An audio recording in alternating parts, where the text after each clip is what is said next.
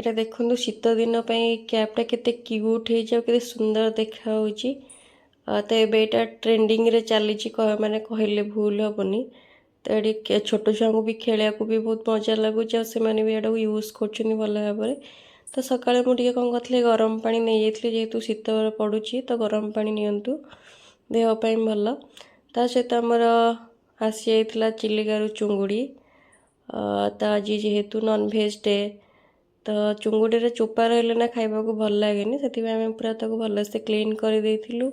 ଚିଙ୍ଗୁଡ଼ି ଦେଖନ୍ତୁ ଏତେ ସାରା ଚିଙ୍ଗୁଡ଼ି ଆସିଛି। ତ ଆଜି ଆମର ନନ୍ଭେଜ୍ରେ ଚିଙ୍ଗୁଡ଼ି ହେଉଛି, ତା ସହିତ ଏବେ ଚିଙ୍ଗୁଡ଼ି ବଛା ଚାଲିଛି। ଆଉ ଖରା ବି ତା ସହିତ ପଡ଼ୁଛି, ବାଇରେ ବସି ଚିଙ୍ଗୁଡ଼ି ବଛା ସହିତ ଟିକେ ଏନ୍ଜୟ ବି ଚାଲିଛି। ତା ସହିତ ସନ୍ଧ୍ୟାରେ ଆଜି ଆମର ସ୍ନାକ୍ସରେ ହେଇଥିଲା ବନ୍ଧାକୋବି ପକୋଡ଼ା। ସିଜନାରୀ ପରିବା ଆପଣ ମାର୍କେଟରେ ଆସିଗଲାଣି, ଯେମିତି ଧନିଆ ପତ୍ର, ମୂଳା, ବନ୍ଧାକୋବି। ତ ବନ୍ଧାକୋବିର ଇଚ୍ଛା ହେଲା ଆଜି ପକୋଡ଼ା ବନେଇବା ପାଇଁ। ତ ଏଠି ଆମେ କ'ଣ କରୁଛୁ, ବେସନରେ ଟିକେ ଛେଚା ମସଲା, ଅଦା ରସୁଣ ପେଷ୍ଟ କରିଦେଇଛୁ।